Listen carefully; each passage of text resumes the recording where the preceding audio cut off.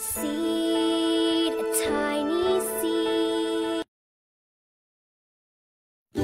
Kayo'y nakikinig sa Layahona Radio. Huwag kalimutang i-follow ang ating Facebook page at mag-subscribe sa ating YouTube channel. Layahona Radio, tunog lokal. Tunog lokal. I heard my name crossing You find rest from your worries you find. Give us hope when hope is gone. Encircled in the arms of heaven's love, with grateful heart I walk. My brothers and sisters, kami ang Caribbean Elders. At kayo ay nakikinig sa Layahona Radio. Tulog lokal. Hi brothers and sisters, ako po si Danielle Alia Langzon from Tiboli Branch, Marbel District. Kayo po ay nakikinig sa Layahona Radio, tunog lokal. Kayo'y nakikinig sa Layahona Radio. Huwag kalimutang i-follow ang ating Facebook page at mag-subscribe sa ating YouTube channel. Layahona Radio, tunog lokal. Tunog lokal.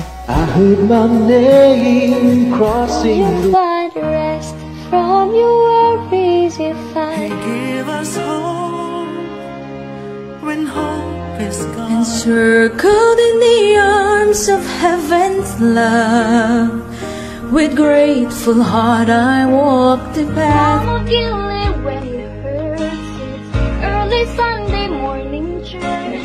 Round at last, binibigyan kita. Basta't basahin mo, mulay-mulayin na.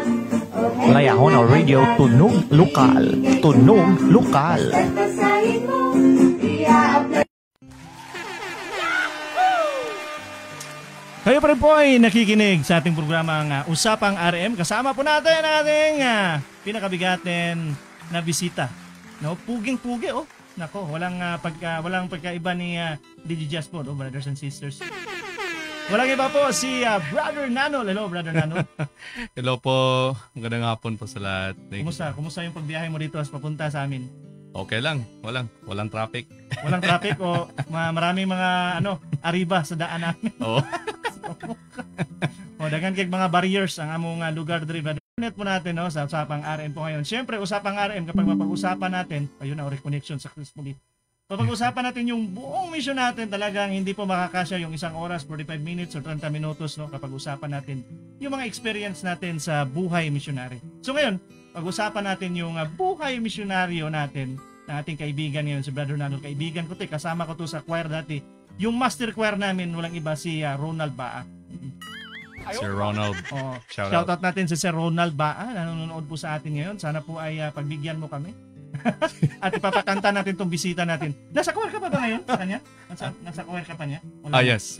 Ayun So, pasample natin to ngayon sa ating programa po Usapan RM. Sa ating mga brothers and sisters, paki-like at share po sa ating programa po ngayon sa Usapang RM. And also, you can watch ang Usapang RM now. Naka-download na po yan, naka-upload na po yan sa ating Layahona Radio. Dyan po sa YouTube channel po natin. Search nyo lang. Yun po, makikita nyo na po yung mga exclusive video na interview po natin dito po sa Usapang RM. Alright, so Brother Nanol, my question is desire, about desire. Paano mo nakuha yung desire na yan na makapag-serve ka sa mission? Anong storya nun? Yes, that's a great question. That was back in 2010. Naging inactive din po ako for over 5 years. Right. Kind of depressed. Namatay yung papa ko 2001. Wala nang priesthood leader na nag-i-influence sa akin na laging magsimba, wala nang ganun. Pero there was one day na may nagbisita sa akin na isang home teacher, pangalan niya si Brother Chester Demetrio. Demetrio, parang ano ko yun. Dito yan sa Kugman Ward. Shout out, Kuya Chester. Siya nag-visit sa akin at yung approach niya, the way he ministered is, hindi yung parang nagdadala lang ng lesson sa bahay, kundi he was really, kinakamusta niya ako. Kamusta na yung buhay ko? Dati, lulog lang ako sa paglalaro ng Dota, basketball, ganun yung buhay ko. High school, ganun eh. Pero siya sabi niya na mahal na mahal ka namin, Brother Kirby, and we can't wait for you to come back to church. That same week, bumalik ako magsimba for the very first time in a long time. And I felt the Spirit. I was standing outside the threshold sa chapel namin sa Makanhan. Naramdaman ko yung Holy Ghost. Nag-comfort sa akin na this is where you belong. And that where stems my desire to serve the Lord with all my heart. Ever since that day, hindi na ako nagpag-skip pumunta ng church. Ayos yun. Hindi ka na nag-skip talaga. Straight na yun. Baka siguro during that time, yung Spirit talaga nagsabi sa akin, this is your time. Na parang harvested ka na eh. Yes. Na-harvest ka na kailangan ko to. Kailangan namin to sa team na to. Parang show ko lang yan eh. Diba? Yes. Hindi talaga natin ma-predict yung timing ng Panginoon, the Lord's timing. All we have to do is just rely on His plan. Tinuod na siya. So, maganda din yung ano yun, sa family mo ba, ikaw lang yung member or? Actually, lahat kami, members of the church. We were, yung grandparents ko, si patay na, si Patriarch Jacobo, so yung wife na si Jacobo, they were baptized in the church in year 1974. And, ever since nun, sila yung naging example of how Christ-like living is sa pamilya namin. Hindi kasi masyadong active yung mga anak nila. Pero kami, mga apo, we were really na-idolize namin yung grandparents namin. Ako personally, na-idolize ko talaga yung lolo ko. He was a spiritual leader. Yung lola ko, she is really good in administering relief sa mga sisters sa stake. Pinupuntahan na yung mga may sakit sa ospital. Kahit dati, mahirap lang yung transportation. Wala pang wifi noong panahon. Pero talagang nagbuhos sila ng malaking oras sa Panginoon. They serve a mission sa Quezon City as missionary couple. Nag-serve as stake patriarch yung lolo ko sa stake namin. Ayos, no? Ganda yung history talaga ng So, third generation na kami. Third generation, no? Ayos. Ganda po yung istorya talaga. So, during that time, parang siguro yung pagiging inactive mo, no? Kasi nakapabalik ka. Pero yung pagiging active mo, nasama ba yung may sumala ka ba doon sa mga masasamang kaibigan, mga bisyo, wala na yun? Kung nandun pa rin yun, package na ba yun? Yung pagiging inactive mo? Yung tinatawag nating pure love of Christ, it was so, hindi naman siya parang malakas talaga, pero it's that feeling of comfort and the feeling of the love of God I have that day when I returned to church was so powerful na hindi ko nahanap sa mga nakita ko sa school, sa mga kaibigan ko sa community namin, kahit sa family ko. Kasi sila, nawala din sila sa church noong time na yun. So, yun na talaga nag-decide. Yun talaga yung main desire ko na maging active na, maging proactive talaga. Ibibigay ko na talaga lahat sa Panginoon. That day, umiwas na ako sa mga kaibigan ko na gumagawa ng hindi consistent sa gospel. Although it was hard, pero hindi ako nag-regret kasi hindi ako iniwan ng Panginoon. And I was blessed ever since that day. You know? Tamang-tama. Alright, so brothers and sisters, no? Magandang istorya ni Brother Nanol, no? Regarding sa kanyang conversion at pagkakaroon ng desire, no? Para bumalik din sa mismong simbahan dito sa atin. Mamaya po, brothers and sisters, pag-usapan po natin. Meron tayong mga viewers ngayon, ha? Marami nanonood sa atin. So, sa ating brothers and sisters, mamaya po sa Tigbababalik is pag-usapan natin yung life niya sa mission. Ano yung experience na the best? At meron ding mga, hindi naman lahat ng the best na experience natin. No? Meron ding mga trials and challenges talaga sa mission. Sa ating pagbabalik, pag-usapan mo natin yan. Dito po sa Usapang RM. Kayo'y nakikinig sa Layahona Radio. Huwag kalimutang i-follow ang ating Facebook page at mag-subscribe sa ating YouTube channel. Layahona Radio, tunog lokal. Tunog lokal. I heard my name crossing the Find rest from your worries you find. Give us hope when hope is gone. Encircled in the arms of heaven's love, with grateful heart I walk the path. I'm feeling when it hurts. It's early Sunday morning church. Round and back. And there's no sickness to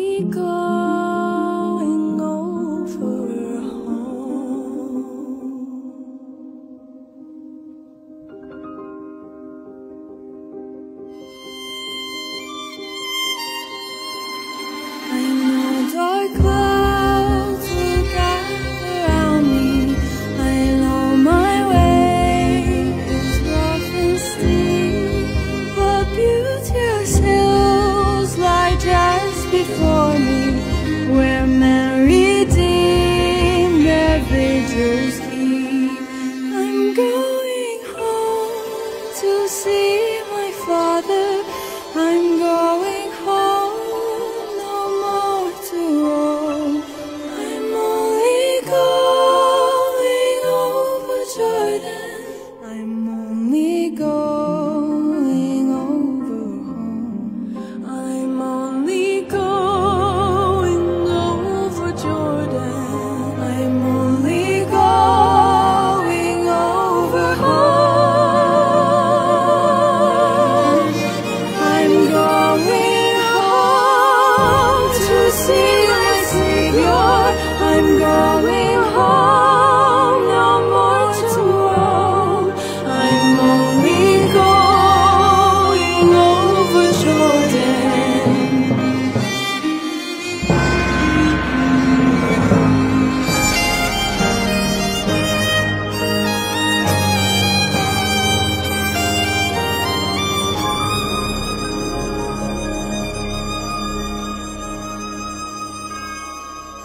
I'm only going over Jordan. I'm only going over home.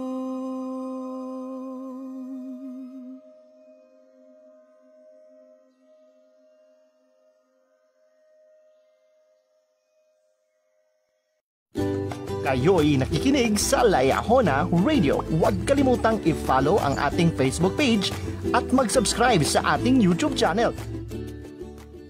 Hi, brothers and sisters, kami ang Caribbean Elders. At kayo ay nakikinig sa Layahona Radio. Tulog Lokal. Hi brothers and sisters, ako po si Daniel Alia Langzon from Tiboli Branch, Marbel District. Kayo po ay nakikinig sa Layahona Radio, Tunog Lokal.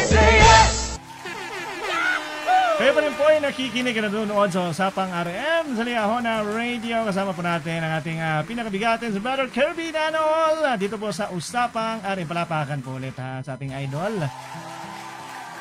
Sa ating mga brothers and sisters, nakabubukas lang sa inyong mga cellphone, nalubat man, i-charge nyo at nakita nyo kagad yung live streaming po natin ngayon. Paki-like at share po sa ating live streaming po ngayon. Nanonood po sa atin ngayon, no? Si Maria Ligaya is watching right now. O, pinakabigatin din yan dyan sa may, nakalimutan ko anong area. Marikina. O, dyan sa Marikina. O. So ngayon, pag-usapan natin yung life ng missionary life ni Brother Kirby Nanol. Yung pagtanggap mo ng mission call, ano yun? May event ba sa SA, sa youth? O, ano yung klaseng pagbukas mo? Maraming tao? O ano yung situation na yun? Yes, doon lang ka sa bahay. Sa bahay lang? Oh, tapos, yun, excited sila. Siyempre, nanda na yung camera. Kasi bubuksan na. Yun. First, in a very long time, ever since yung kuya ko, nag-serve sa ng mission, 1998. Oh, 1998? Tagal na. Oh. And that was 2013 nung nag-serve ako. That was April.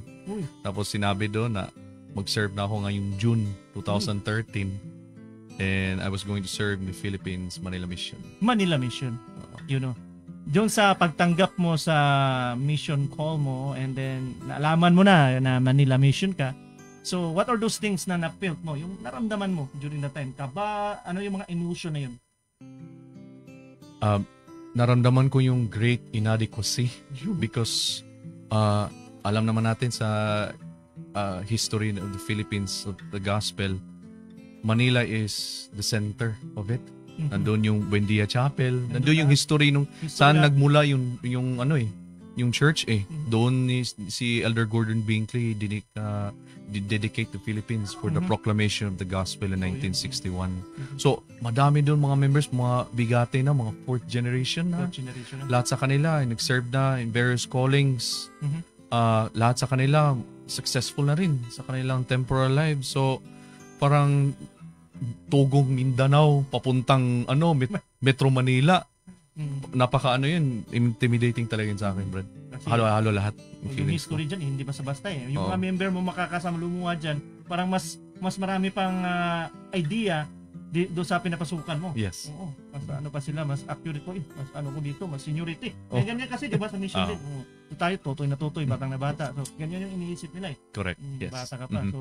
So, Pausapan natin yung mission, pagdating mo na doon sa mission field.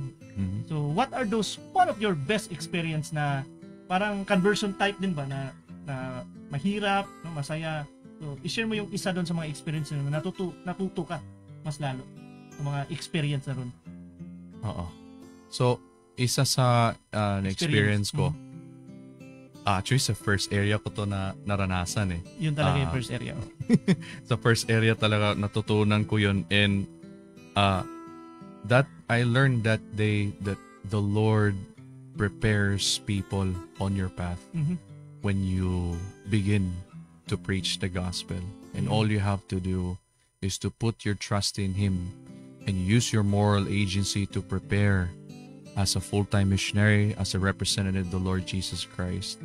The day na yon, ako tsaka yung tatay ko, si Elder Pratt, and doon kami sa Ataytay, sa Palawan.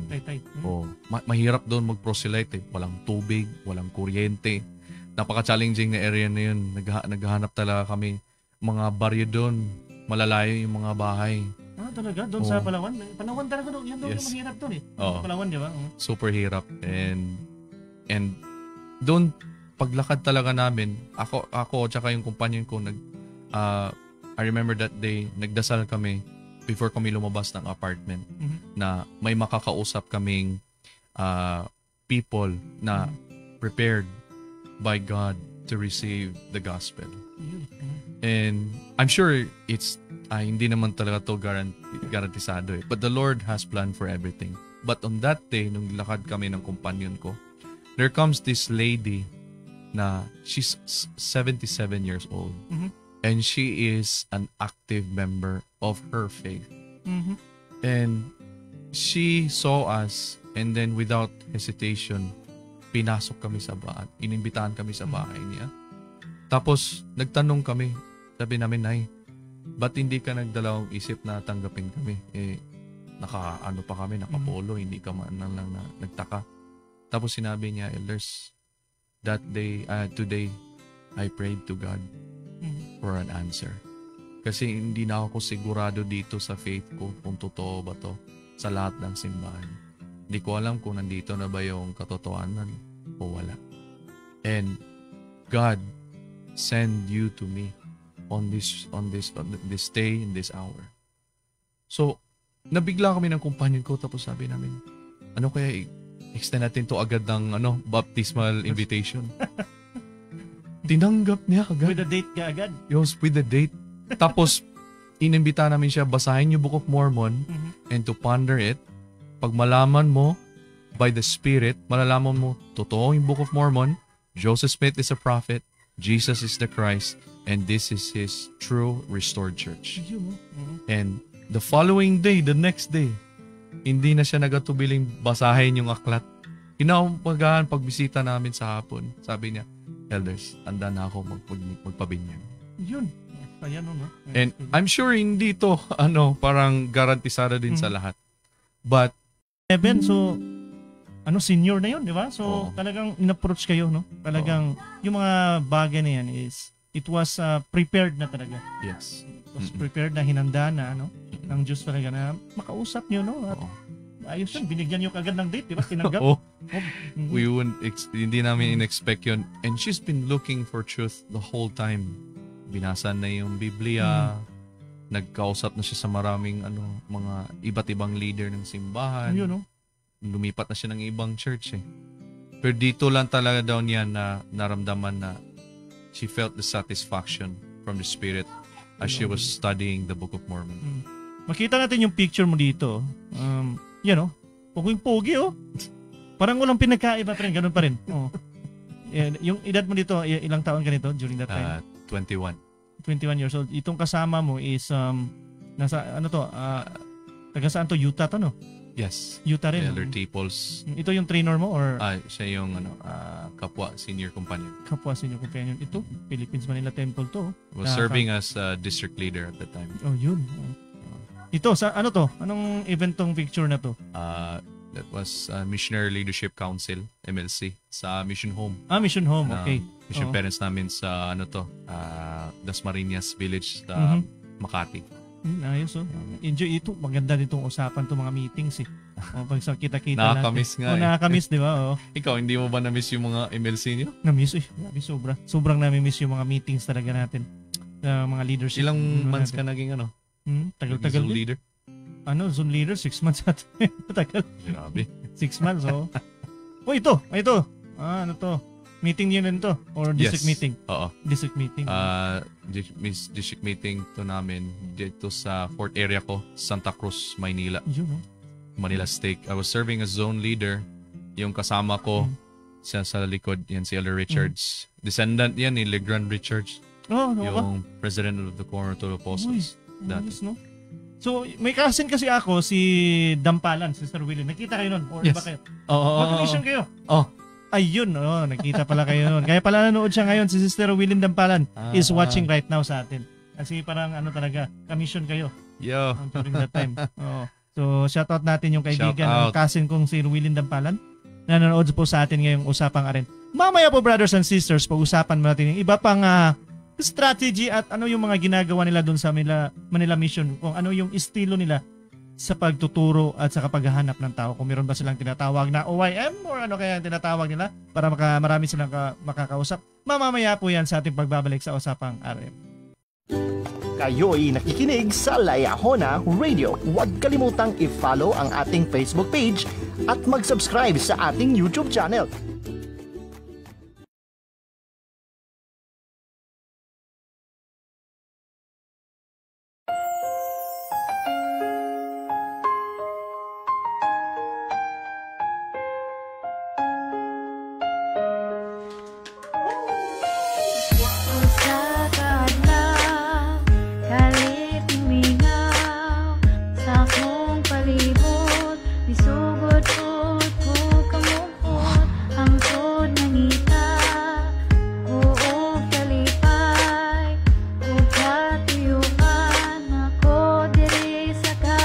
Dakong kalipay sa akuha ang mahimong ingon ani kay tungod karon na ila ang mga misyonary nakakatun ug dako nakabalugyot ug pagbasa kabalo na kung mag-ampo ug apil na ang pagsimba pinaagi sa pagbuhat nilambu akong pagtuo sa atong manluluwas nga mao si Hesukristo nakatunan na kung mosalig mosunod sa iyang sugo tungod ni ana isugod ang akong paglambo. Malihan mo kalangitan, masibog ang kabundukan, mabuhat imong tanan. Tumod ka na sa hugot nimong pagtuo. Matunga ang karagatan, mahunong ang kagutuman, makabaton o kaluwasan. Tumod ka na sa hugot nimong pagtuo. Ang lahong sa matag adlaw natong buhaton sa makabaton o kalinaw sama sa amin na di makita apan nasayod na ang manluluwas ko'y tinuod. Sa kabutang nga di makita pa nasayod kang tinuod ilagyod si Hesukristo ug sa iya ka magsugod-sugod dayon sa pagtupa na ang unang baruganan sa iyang ibanghilyo mudasig sa kalihukan hugot nga pagtuo sama sa gamay nga liso nga kung imong itanom muda ko kini kaayo ang pingan itanom painitan ug bunyagan ang lisong gitanom mo resulta kauswagan. Maglihan mo ang kalangitan, masibog ang kabundukan, mabuhat nimo ang tanan. Tumod ka na sa hugot nimong pagtuo. Matunga ang karagatan, mahunong ang kagutuman, makabaton o kaluwasan. Tumod ka na sa hugot nimong pagtuo. I know that Jesus Christ and Heavenly Father lives. I know that they love us so much, and I know that Heavenly Father is very merciful. And I know that prayer is very powerful. And I know that these things are true, and I believe this in the name of Jesus Christ. Amen. Maglihan mo ang kalangitan, masibog ang kabundukan, mabuhat nimo ang tanan. Tumod ka na sa hugot nimong pagtuo. Matunga ang kadagatan, mahunong ang kagutuman, makabaton o kaluwasan. Tumod ka na sa hugot nimong pagtuo.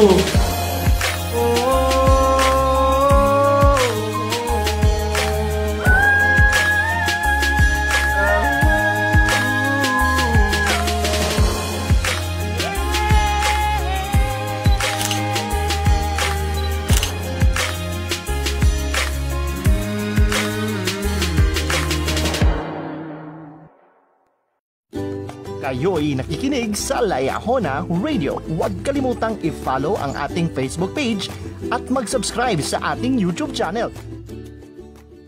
Mga brothers and sisters, kami ang Caring Elders. At kayo ay nakikinig sa Layahona Radio. Tulog-lukan!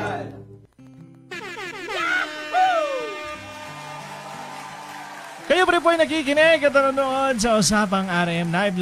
Live po tayo sa ating Facebook account po no, DJ Jazz Ilustrisimo, sa ating mga brothers and sisters na nanonood po ngayon. Pag-like at share po sa ating programa pong Usapang RM, and then also don't forget no, sa ating YouTube channel po, no, paki-subscribe po doon no, sa ating natin sa YouTube channel natin sa YouTube. Search nyo lang Layahona Radio. Yun na, lalabas na po yung ating channel po, brothers and sisters. So ngayon, Usapang RM, pagbabalik po natin yung experience, no? Kasi kanina nag-share si Brother Kirby Nanol ng kanyang experience sa mission. So, ano naman yung kasi sa mission kasi may experience na masaya. Meron ding experience na kung sa negosyo yan, matumal. Kung matumal sa Tagalog, di ba? Matumal ngayon walang kita. So, ano yung experience mo doon na pwede mong i-share sa atin na klase-klase mga nakikita mo doon. But for the first time, yung mission president namin, he was inspired to reopen that place again for missionary work. And so, ako, at saka may kasama kong na special assignment na papauwi na siya ng mission. Inassign kami, 2 doon. So, kami lang sa buong ward, Manila First Ward. Napakahirap yung time na yun. Walang baptisms, walang reactivations, walang matuturuan, as in wala talaga. Ang hirap talaga. So, parang inisip namin ni Elder, sabi, anong gagawin natin ito? Yung masaklap pa, yung area book, walang records. So talaga nagsimula kami sa wala. Open puting area papel talaga, lang nakikita namin sa area book. And so nag-weekly planning kami. Dito yan, guys. Dito niyo matutunan yung power ng counseling with the Lord. Sa chapter 8 sa Preach My Gospel on using your time wisely. So weekly planning, that was Friday afternoon. Nag-upo talaga kami ng kasama ko. Tsaka nagdasal kami una sa Panginoon. Lord, Father, ano yung will mo dito sa area na to? We know na may mga tao dito na inanda mo for the preaching of the gospel. And so nag-usap kayo ng kumpanyan ko. And we felt impressed na suriin doon namin yung mga squatter areas. Ayun, So naglakad kami. Tapos nakikita namin, dami palang tao doon. Matao. Daming taong matuturuan. Halos lahat ng mga Manileños doon nakaupo lang, nakatambay. Makikinig sila sa kahit anong kwento mo. And yun yung ginawa namin. Lumabas lang kami after weekly planning. Naglakad kami after an hour na paglakad. Medyo matagal din. May isang nanay na lumabas. Tapos sinabi niya, sino kayo? Ay, mga misyonero po kami ng simbahan sa Kristo ng mga banal sa mga huling araw. Ay, yung Mormons. Mormons, So bigla kami, uy, kilala pala tayo dito. May nakapagturo na po ba sa inyo mga misyonero katulad po namin na? Sabi niya, hindi pa po. Pero gusto ko makinig sa mensahe niyo. Tingnan kami, hindi kami makapaniwala. Sabi namin, almost 1 year nakasara tong area na to. Tapos may nag-alok sa amin na pumasok. Tanggapin kami. Tanggapin kayo. Pumasok kami. Tapos yun, we shared agad yung restoration lesson 1. And she cried. Hindi niya na that was really unexpected on her part na narinig na yung we know that she felt the Spirit that time. And we gave her the Book of Mormon. Pinagdasal niya. And after 3 lessons, tinanggap na yung baptismal invitation. May petsa na kami. And hindi namin alam nung time na yun. Kasi yung bahay yung tinitira niya, hindi pala sa kanya yun. Nagtatrabaho lang pala siya doon as maid. Yung may-ari ng bahay, she's 60 years old and he's gay. And he's single. So at his stroke. So doon siya nagbabantay sa tindahan niya. Nakikinig siya, iniiwan niyang bukas yung pinto. Okay. Hindi na namin alam na nakikinig pala siya sa amin. And it's already 4 visits. Nakikinig lang siya sa amin.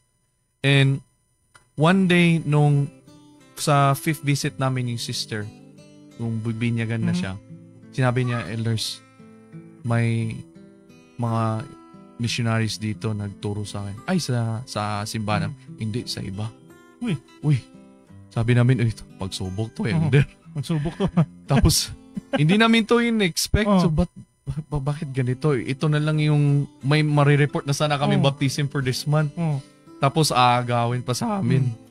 Tapos, the next day, nagulat kami, bumisita sila. Bumisita sila, pumasok sila sa bahay. At nagsimula kaming turuan. Kayo pa tinuruan? Sister. Oo. Pero, pinagdasal namin kung anong gagawin namin. Kasi bawal na makidebate. Bawal yan. But we felt the impression to just remain silent. And that was a full 1 hour of silence. Nakikinig lang kami. Hindi kami parang nakipag-debate. Hindi kami nag-counter yung sinasabi nila. Okay. And then, yung time na yun, dinidiscredit nila yung church. Na hindi totoo yung Book of Mormon nyo. Si Joseph Smith, maraming asawa. Marami silang sinasabi na hindi maganda eh. Tapos sadly, nakikinig yung investigator namin, mabibinyagan na. Tapos may potential kami investigator, yung amo niya nakikinig sa kabilang kwarto, sa tindahan niya. Parang sabi ko, elder, parang wala na to sa amin. Challenge na. Oo.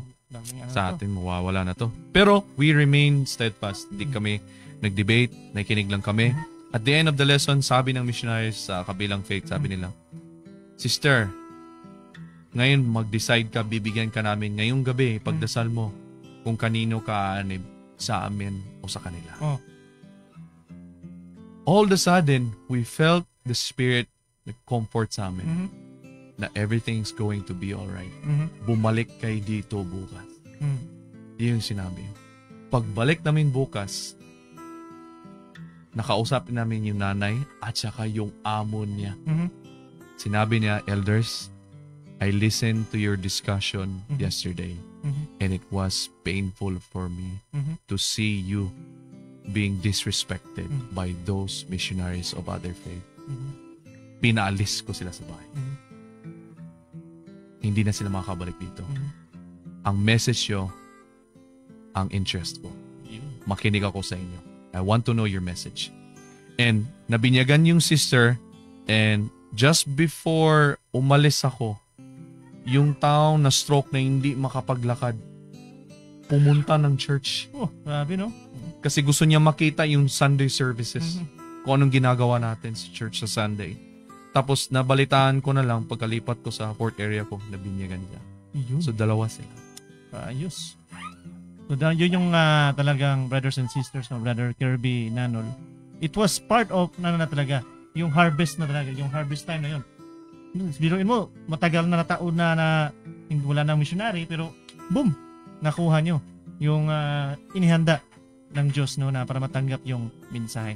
So, right, so thank you na marami, Brother Nanol, no, sa yung sinare sa mission life mo doon sa mission. So, it was a good story, no? Nabinyagan sila, no? Dalawa talaga. Ayos, pero hindi ka na missionary during that time. Yung isa, yung si tatay, yung na-stroke. Hindi ko na witness. Kayo'y nakikinig sa Layahona Radio. Huwag kalimutang i-follow ang ating Facebook page at mag-subscribe sa ating YouTube channel. Layahona Radio, tunog lokal. Tunog lokal. I heard my name crossing You find rest from your worries you find. Give us hope when hope is gone. Encircled in Brothers and sisters, kami ang Karine Elders. At kayo ay nakikinig sa Layahona Radio. Tunog lokal. Hi brothers and sisters, ako po si Daniel Alia Langzon from Tiboli Branch, Marbel District. Kayo po ay nakikinig sa Layahona Radio.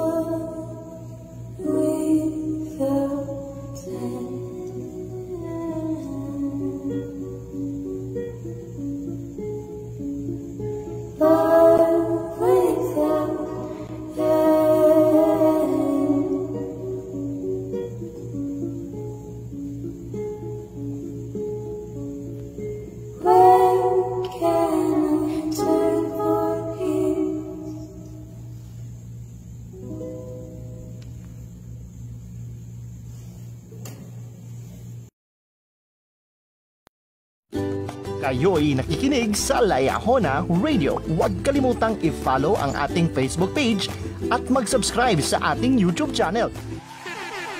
Brothers and sisters, Usapang RM, we are back, no? Kasama po natin si Brother Nanol sa kanyang mission po dyan po sa may Manila Mission, no? Yun, no? So, pinaka-the best mission.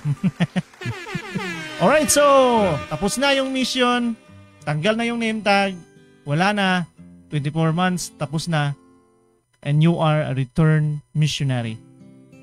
Strugglings. Ano yung isa sa mga nahirapan ka na strugglings na naranasan mo, no? Pagiging RM. Kasi lahat tayo talaga nahihirapan tayo sa pag-uwi. Hindi, walang ano talaga na parang smooth lang. Talagang meron talaga yan eh. So ano yung isa sa mga nagkaroon ka ng problema or strugglings? Pwede mong i-share dito sa atin. Na na-uplift ka, no? Tumaas ka ngayon. Dahil doon, naging ganyan ka na ngayon. Ano yes, yun? Oo. So actually yung pinag-usapan na natin kanina, yung struggle ko pag-uwi ko sa mission is yung paghahanap ng trabaho. And frankly speaking, education din. Kasi yung pag-uwi ko sa mission, parang tayo, pag umuwi tayo, ay yung nag-mission pa tayo, tinuturuan tayo na always study the scriptures and always study the words of the prophets and do not touch or study anything that is outside or contrary sa gospel doctrine. So, pag-uwi ko sa mission, nagbalik-aral ako sa school ko. And it's a Christian school. And may mga turo sila na hindi consistent sa church. Nahirapan talaga akong pumasa ng yung first year ko nun. Kasi talagang sabi nila na ganito yung turo nila, iba sa atin, hindi ko talaga ma-answer. Kaya nababagsak ako sa subject ko, parang ganun ba. Nag-a-apply din ako ng trabaho and iba sa kanila na sinasabi nila, magaling ka mag-English, Brother Kirby. Subukan mo mag-apply ng call center. Sinubukan ko. Tapos narinig ko yung offer nila na maganda yung offer nila, yung benefits sa company. Tapos doon na nag-difference sa you have to work Monday to Sunday. Uy, walang pahinga. Sunday talaga. Walang tatrabaho ka ng Sunday.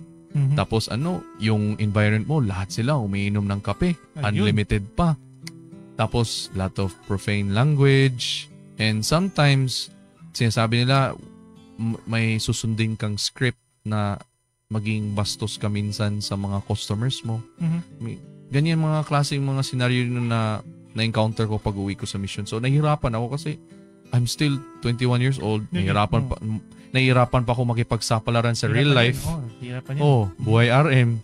Yung mga edad na yan, 21 years old, hirapan yan. Kaya hindi ako nakapagtaka kung bakit karamihan sa mga return missionaries nag-fall away from the church. Kasi yung babala ng prophet na nandun talaga the moment you step away from the mission. Sinasabi talaga na always honor your covenants. Never skip a day on studying the scriptures. Always pray. Always follow the Spirit. Yun sana yung parang yan naman yung reason kung bakit nag-serve tayo ng mission, di ba? To follow that standard of living. Hindi yung parang, return missionary, parang retired Mormon na. Parang iiwan ko na yung standard ko sa mission. I'm not judging anyone, but this is something na parang concern din ng leaders natin sa church. Which is at that time sa akin, nahirapan talaga ako because I really want to follow the Savior. I know that the Lord has plans for me. Sinulat ko na nga yung plano ko before ako umuwi sa mission na kukuha ako ng trabaho, magnegosyo ako, I'm going to get married in the temple with dadaling kong gustong babaeng dadaling sa temple and children, ganun. Pero nakita ko talaga ang hirap i-reconcile pala yung plans mo with reality. Tinood na siya. Ang daming hurdles, ang daming things na pwede kang papariwara, pwede kang ma-deceive if you're not always in tune with the Spirit. Tinood na siya. Yung plan kasi sa mission natin before tayo umuwi, may 6 months yan 6 months from now. O ano yung mga plans mo, ano yung ano mo. Easy to write lang, easy to think eh. Pero actual, pag-uwi mo, boom! Doon ka, ano talaga. Doon. It was really hard and then, hindi mo na alam kung saan ka mag-start. Pero, speaking of start, no? Pero doon tayo sa ano na lang, pinaka ano talaga na experience natin. Yung paghahanap ng chicks. Yung special someone. Married ka ngayon, di ba? Yes. So, tell me your story about that sister. Paano kayo nagkaroon ng parang star ng sister na yan? Yes. Tell me that story kung paano kayo nagkakilala. It's a great question. And I'm sure, I hope this message na makaka-benefit to sa lahat ng may desire to be married in a temple. Lalo sa mga bagong uwi ngayon. Yes. Oh, mga missionary, oh. Oo. So, ito yung ginawa ko. Actually, ever since nung bata pa ako, may desire na talaga ako mag-get married in the temple. Pero sabi nila, wala ka na sigurong balak sa mag-mission, no? Baka magtatrabaho ka na, ganun. Baka iba na yung landas mo, ha? Baka iba na yung tinitira mo, mission to marry na. So, pero yun talaga, yung sinasabi nilang parang soulmate. Soulmate, Yung sinasabi nilang, Lord, sino yung taong inanda mo para sa buhay ko? Yun. Lord, ano yung plano mo para sa amin? Yun. I'm sorry to say, but it doesn't work that way. Hindi ganyan yung in the Lord's plan of salvation. Hindi ganyan yung the way on getting married in the temple. Kaya nga may tayo course sa institute, diba? On preparing for eternal marriage. Tinuturuan tayo na may mga set of principles and doctrines sa gospel na i-apply natin when courting the person you want to be married with. In my case is nung time na yun, ako may girlfriend ako for the first time pag-uwi ko sa mission. First timer. Oo. First time yun, ha? Kasana all kita nila. And then, as we progress for a couple of months, naramdaman ko na parang Sana all. this isn't going anywhere. And yung goal ko sana is as soon as possible to be married in the temple because hindi talaga maganda for staying in a relationship na hindi pa kayo kasal. And nandun yung dangers of immorality, nandun yung temptation. Pero sadly, yung partner ko, she planned otherwise. And wala siyang planong magpakasal sa temple pa. Yun. Which is nahirapan plano talaga na ako. Mag-renew talaga. Oo. And yun so hindi talaga kami tumagal. And I was heartbroken at that time. Doon, may na-meet akong girl. Iba na naman. Pangalan niya si Angie. And kasama namin sa choir ni Sir Ronald sa Via Voce. Shout out Via Voce members. And doon ko nakilala si Angie. And she's really an interesting woman. And doon kami nag-start na maging friends. And nakita ko yung life niya. And she's really a humble person. And napaka-open niya sa lahat, including temple marriage. Doon nahulog yung loob ko sa kanya. And that's where I had a crush on her. And tinanong ko na yung question na gusto ko sana kitang ligawan. Okay. Tapos sabi niya, bago mo ko tanongin, itanong mo muna sa pamilya ko. So, pumunta talaga ako Pumunta ka doon? Pamilya. Yun, Tapos yung pamilya niya, mahihain pa. Pero inenda ko yun. Naganda pa ako ng mingo plot. Nagsuot pa ako ng magandang polo eh. Tapos pagharap ko doon, walang humarap sa akin. Nakatalikod yung nanay niya. Hirap yun. Oo. And it took 5 months bago nag-say siya ng yes. And there were obstacles along the way because at that time she was not an active member of the church. Pero nagtiis ako. I remained steadfast sa church. Magnapay ako ng calling. And we had boundaries, no? Para yung temptation. Ayun. Hindi may limitation. May limitation. And eventually, nag-progress and hanggang sa umabot sa punto na gusto na siya magpakasal in the temple. Paano yung situation yun? Paano nangyari yun? Saan nangyari yun? Yung sinabi niya, tanggapin na yung magpakasal. Ano, sa chapel? Or anong event yun? Ano yun? Sa isang beach yun. Kasi Uy! mahilig siya sa beach eh. Oo. That's where I popped the question. Yeah, yung tinry mo na nasabihin sa kanya, ano yun? Ano yung mga, ano na yun? Sinabi ko sa kanya na, na we've been dating for a long time and confident na talaga ako sa'yo. And gusto ko ikaw yung maging nanay ng mga anak ko. Yun, no? Tapos yun, pakiramdam niya, hindi pa siya ready. Pakiramdam niya, hindi pa siya mature enough. Tapos yung una talaga yung first thought pumasok sa isip niya, ano nang sasabihin ng pamilya ko na magpapakasal na ako. Wala pang bahay, walang kotse. Simple lang yung trabaho ng boyfriend ko. Ayaw, di ba? Ang taas naman ng pangarap. Pero when you hear that, yung sinabi niya na yes talaga during the time. Nag-yes, Yes. Yun, sarap pakinggan. It was yes with an eye of faith. And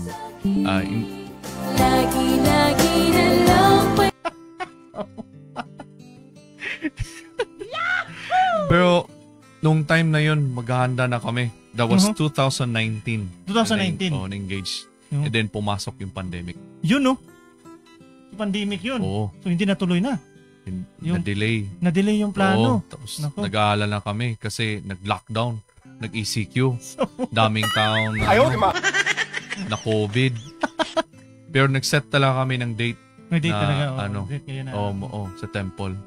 And then, that was, sabi namin, December 2021, papakasal tayo. 2021? December. Ito.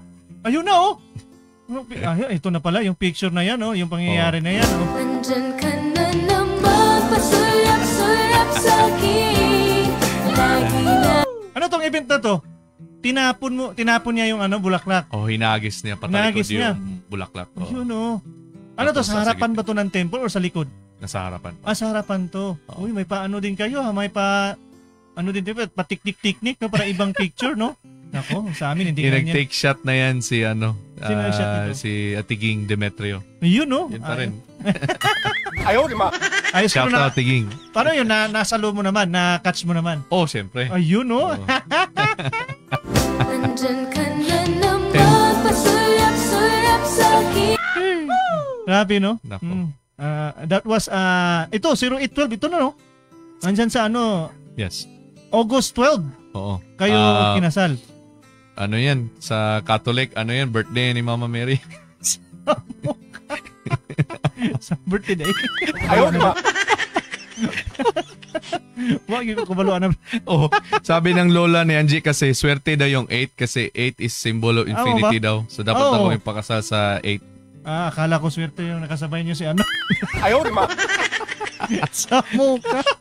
Unexpected yun. Unexpected pala. Ito, ayun na. Ito na yung lucky sister. Siya si sister. Ano ang pangalan? Angeli May. Ano? Angeli May Cariaga. Yun, no? Ulitin mo yung pangalan niya. Ano yan? Si? Angeli May Cariaga. Nandyan ka na naman, pasulap-sulap sa akin. Lagi na lang panigaw. Wow, no?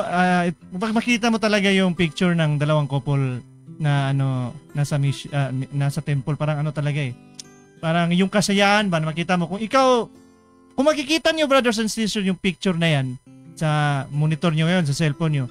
Kung ikaw single ka ngayon, pag makita mo to, parang talaga, hanapin mo talaga yung sweetheart mo talaga kagad. Di ba? Hanapin mo yung sweetheart mo. Ikaw, return missionary ka ngayon. Tapos, ilang taon na ka ng RM 10 years. Hindi ka pa tingnan mo na tong picture na ito. Talaga mahanap yung special someone mo. Totoo yan. Nandyan ka na naman, pasulap-sulap sa akin. So, talaga makahappy talaga, brothers and sisters, pa makita natin yung dalawang nag-iibigan na kung saan po na talaga, na makikita natin na nabuklod sa pamagitan ng templo. So, ngayon is ilang taon na kayo? Mag 3 years. 3 years na. Next month. Pwede pa natin tawagin sister para makita naman sa monitor. Oh. Ban, nandyan ba si Sister Ban? Mahihain yung asawa ko. Sa mukha. Nahiya si Sister. Nandito si Sister po ngayon, brothers and sisters. Tingnan nyo na lang sa picture. Yun, ito yung lucky sister. Yun, no? Yan, no? Kitang-kita natin. Maganda si Sister. Oo. The love of my life. The love of my life. Alam mo, yung asawa ko maganda. Tayo din maganda. Siyempre. Oo. So Siyempre. lahat talaga pag mapangasawa natin maganda yan. Walang pabor-pabor yan. No Brothers and regrets. sisters, so no regrets yan. Yung nagsabi na yung asawa, wala naman siguro na napakasal na pangit yung ano niya. Hindi pwede mag-regret ka kasi no return or exchange. Sa mukha. Ayaw, di ma. Para atang si ano lang ata, yung nagsabi ng pangit si ano, si Eddie Garcia, si ano, sino ba yung rapper na yun? Si Andrew. Ayaw, di ma. Alam naman na hanapin mo yung pangit, yun talaga yung maganda. Pero diba? sabi na yung election ano? 1990s na yun, hindi na daw yun applicable. Ayaw, di ba? Sa mukha. Hindi na siya applicable. Dapat hindi na daw. Umanap ka ng gwapa ngayon. Oo, hindi na daw pwede. Sa mga lahat ng mga RM dyan na nakauwi ngayon, 2 years, 3 years, umanap kayo. Huwag kayong maniniwala sa pangit na yan. Kasi lahat na nakakasal sa temple, mga gwapa yan. At gwapo. Ayaw, di ba? At least gaganda. Gaganda ka. Kapag ikakasal ka, napakaganda mo. Ayaw, di ba? RM ka na, gwapo ka na. Oo, di ba? Oo. Plus pa yan. Plus pa yan. Papakasal sa temple. Sa ating mga brothers and sisters na nanood po ngayon, maraming salamat po sa inyong pag-like at share. No? Thank you na marami. Lalong-lalo na sa ating mga viewers po ngayon. No? Baka may i-shoutout ka, Brother Nanol. No? Pwede mo na i-shoutout ngayon. Yes. Una sa lahat, shoutout ko yung pamilya ko dyan sa Camellia Homes. La Mama, Dayan, Dati Mimi, Manang Lady Love, Kuya Dan, Julian, JJ, Uno, Isa. Shoutout sa inyo lahat ng katrabaho ni Manang Davian sa Leche Flan business. Nagtitinda kami ng Leche Flan. Yun, no?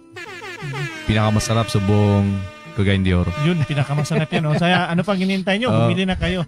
Shoutout din sa Via Voce, kay Sir Ronald, Maymay, Dave, Layton. Pagaling ka, bro. Si Dasiril, sila Patrick, Mars, Jessa, Sai. Oy, belated happy birthday, Sai. I-announce mo na rin na baka may practice tayo bukas. Lunes eh. Ayaw, di ba? Nag-announce na may practice eh. Baka nag-chat dito si Ronald eh. Uy, may practice tayo bukas. Ayaw, di ba? Naku po. Alright, so thank you marami po sa ating mga brothers and sisters so nanonood po sa programang Usapang RM. Siyempre yung pinakagwapo natin na bisita, si Brother Nanol, no? Thank you.